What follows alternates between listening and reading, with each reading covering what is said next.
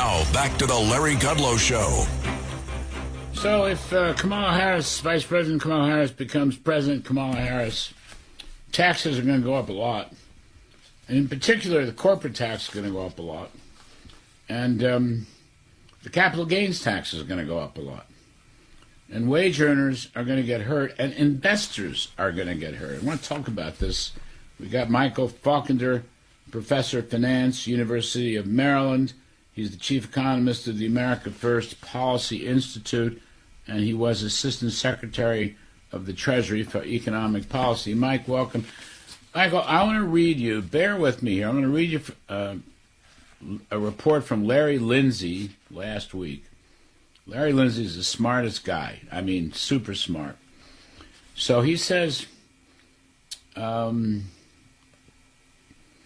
the Harris tax plan, the original dollar in earnings will be taxed at a corporate rate of 28%. Now, the original dollar in profits will be taxed at a new higher corporate rate of 28%, not 21, 28. That leaves 72 cents left for every dollar in earnings. Now, if distributed as a dividend to a shareholder, right, investors, that 72 cents will then be subjected to a top tax rate of 44.6%, imposing 32 cents of additional tax.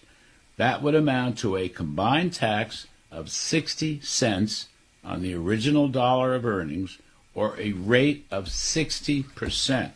Shareholders will suffer a 60% effective rate because Harris not only wants to raise the corporate tax, she also wants to raise the capital gains tax. That's what you pay on dividends, and cap gains are taxed the same. This has got to put a dent in the whole economy, Michael Faulkender. I know this is a little technical, but the fact is taxes are going to go up a lot. That's absolutely the case. And if what you do is you say to people, take what you want to do with your money. Do you want to lend it to the federal government, or do you want to actually have it go generate innovation and improve products and services for the American people through the business side? If you do that, so if what you do is you put it into a company, as you just walk through the math, they're going to take 60 cents of every dollar that's earned from doing that investment, as opposed to if you give the money to the government, you lend it to them to fund the government's budget deficit, then it's just taxed as income, as interest income. So one has to wonder, are they doing this in order to enable and facilitate more government spending, more government borrowing? If you view their view of the world is that government is who's going to come in and save us. And so by taxing, by essentially doubling the effective tax rate on private investment, you're kind of encouraging private investors to instead lend that money to the government. And so it's just yet another activity in their war on private enterprise and their belief that government ought to be at the center of everything that we do. Or, Michael Faulkender, you invest your money overseas. Because, Absolutely. Right, these OECD countries, the big industrial countries, whatever, 20, 25 of them, we would have one of the highest effective rates or combined rates. So you send your money to Ireland or you send your money to Asia. I mean, the Asian countries have much lower tax rates. By the way, China has much lower tax rates. So remember, all right, you're in the Treasury, I'm in the NEC, and the White House. That money came back home, right? $2 trillion of it came back home with Trump's tax cut of 2017. It's going to go back overseas, Faulkender. That's right. And Larry, you may not know this, but a lot of the research that I was doing before I came to Treasury was on how firms, in response to the tax code, would put their operations overseas. That actually was a lot of my academic research. And so the incentives, what a lot of people don't understand is what we did in the Tax Cuts and Jobs Act. Well, actually, let's go back farther than that. When Reagan cut the corporate tax rate down to 35% in 1986, that brought us below the median in the developed world, below the median of the OECD. Now, Larry, the United States, did not move our corporate income tax rate between 1986 and 2017. Didn't move. Stayed at 35.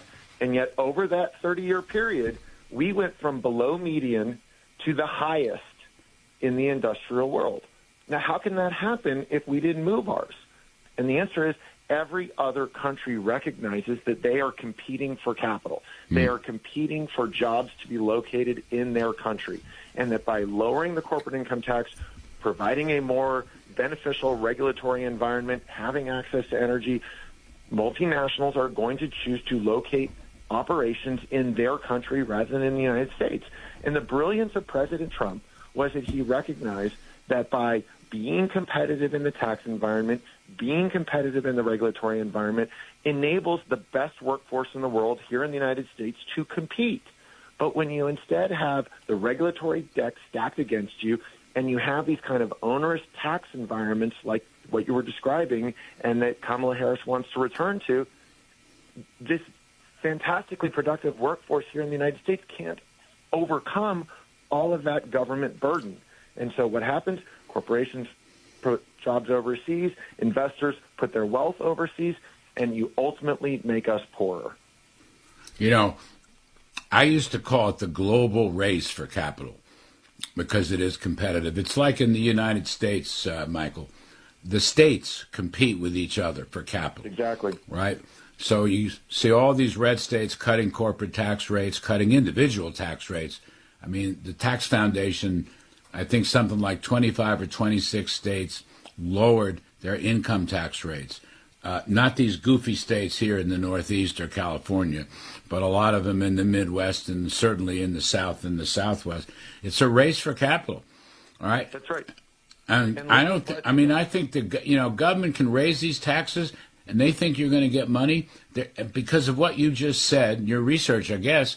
The government will not necessarily get that money. The money will flee the country. Yeah, and because just as Elon Musk moved Tesla's headquarters from California to Texas, right.